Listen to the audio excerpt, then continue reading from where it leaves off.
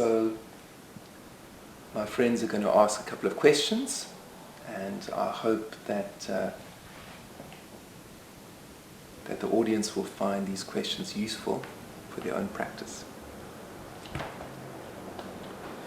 So John, could you review the stages of the shamanic calling? What does a person go through as they're being called to be a medicine person? Okay, that's a big question. It's a big question, Ben, but I'll try and answer. The stages in becoming a shaman, becoming a Sangoma, a traditional shaman.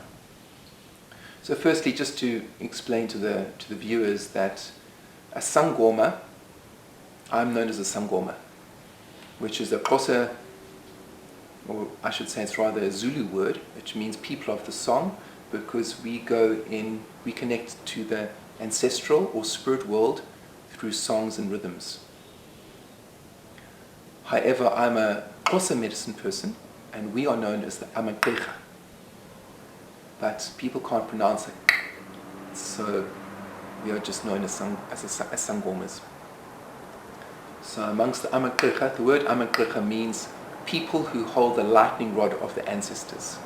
So we are basically medicine people who have been anointed and called by the ancestors to train and then bring through healing energy to help the community.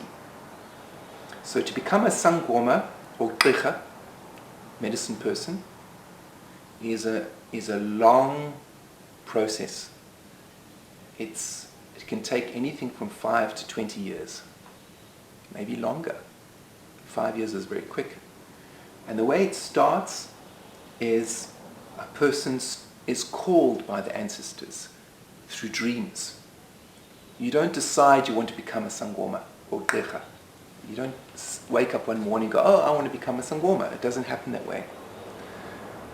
Traditionally, in the Xhosa culture and in the Zulu culture, a lot of people don't necessarily want to become Sangoma or Qirha because it's seen as a very, very painful path. It's a painful path because we are married to the ancestral world. We're married to the Great Spirit and to the visions. That's what comes first. So the process starts with a number of dreams where you're being called by the ancestors. And the dreams are very, very specific.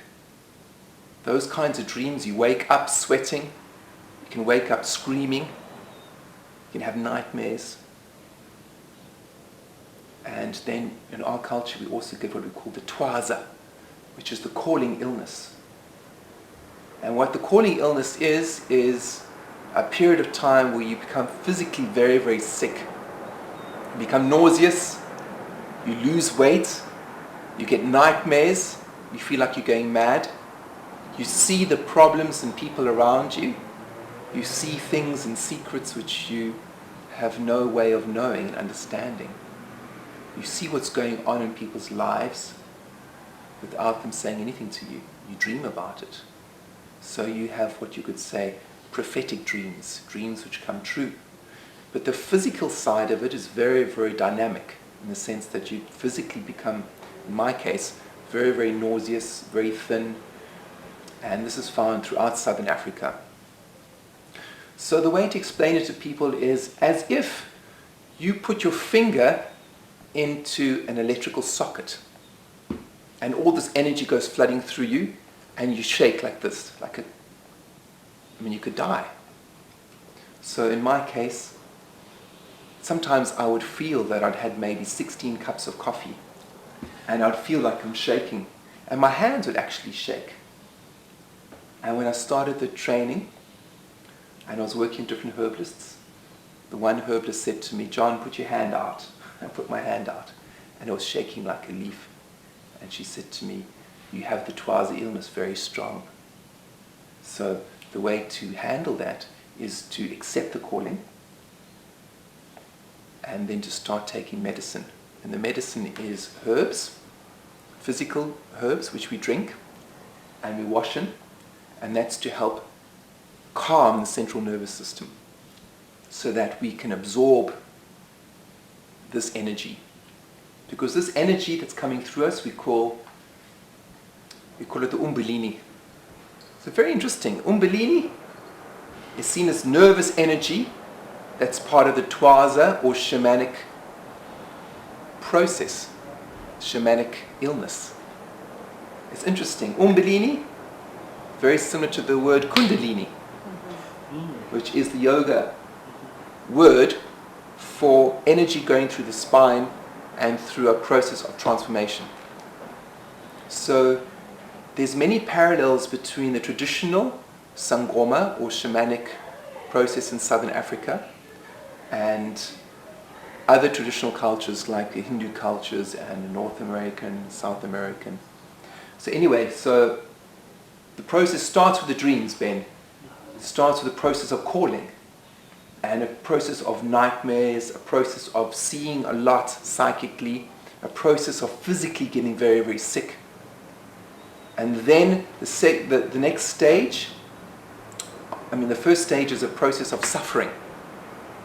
So it's the magician's road.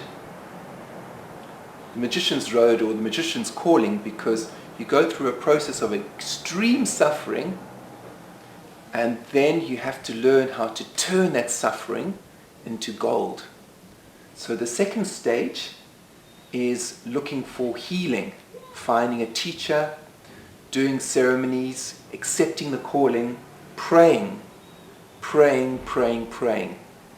And then when you pray like your life depends on it, like you're going to die tomorrow, you pray and you give all your strength and all your will into the prayers, and then suddenly something starts shifting. And then over a number of years, over a number of initiations, you start to heal. In my case, I start to put on weight. I started to become more normal, whatever normal is. And then the third stage, I finished my training, and the third stage is how can I turn suffering or show other people how they can turn their own suffering to joy, to the light. So it's the process of alchemy or the magician's road, which is the process of transformation. And the first stage is the stage of suffering, of being called by the ancestors.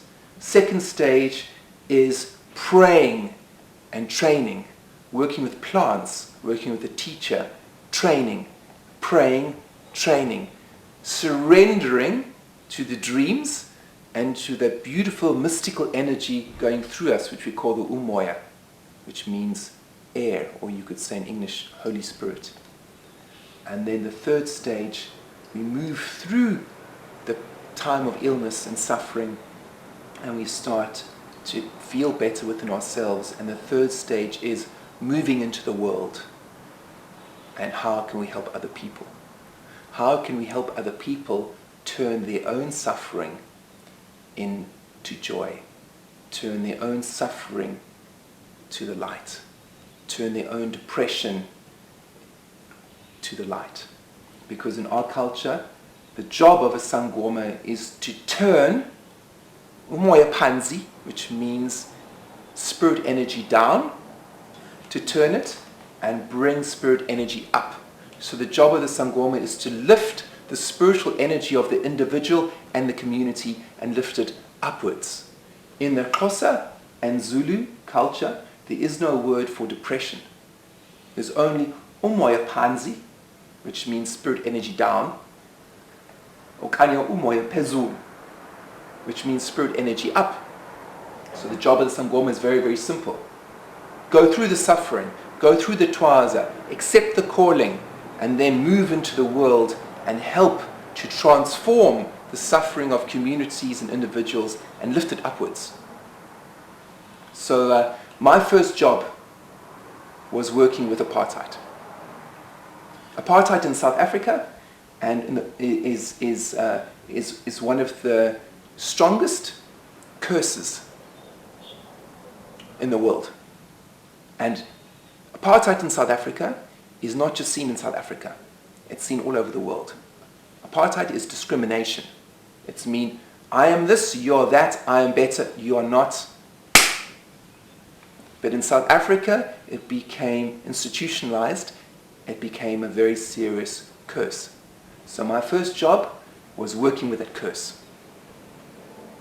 And I'm still working with it today. And that's why I'm moving around the world, because it's all over the world. Discrimination is all over the world. So my job is to help bring healing and understanding to, in this position, African spirituality. Because African spirituality has been misunderstood for a few hundred years. It's African healers and herbalists have been relegated and demonized to such an extent that an African healer or herbalist is seen as being synonymous with someone who practices black magic. And this is a very serious thing, a very, very serious thing, because nowadays Africa is being raped and it's been treated in a terrible way, and it's also the largest continent in the world. So as Africa is brutally treated, so the rest of the world suffers. So it's been said by many academics around the world that mankind began in Africa. It's been said by many anthropologists that the birthplace of mankind occurred in southern Africa. And there's many fossils to show that. There's a lot of archaeological evidence. However, my job is not to prove or disprove that. Part of my job is to show the beauty of African spirituality and get the world to wake up and take notice. Because as Africa and African people are treated in a negative way, so the rest of the world suffers too. Because Africa's got a lot to offer the world, but the world has also got a lot to offer Africa. And one of the ways it can help the world is through this deep and rich spirituality, which is all about devotion and all about honoring and praising. Honoring and praising the ancestors is really about honoring and praising our blood, honoring and praising the gift of life. So these are one of the things that African spirituality can help with. Did I answer your question, Bear? Yes, thank you, thank you. Lots to think about and reflect on. Okay. Thank you.